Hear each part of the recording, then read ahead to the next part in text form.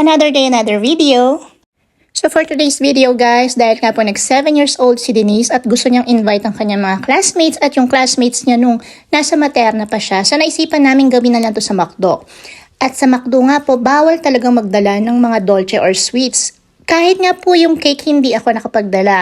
Actually, alam ko namang bawal pero nangulit pa rin ako, nag-try pa rin ako, nag-email sa kanila na baka po kung pwedeng magdala ako ng sarili kong cake kahit hihipan lang or pang blow lang ni Denise.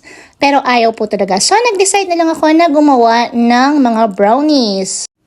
So, binalot ko na lang po siya individually para madali ko siyang maipamigay sa mga momshies kasi bawal din pong ibigay sa mga bata.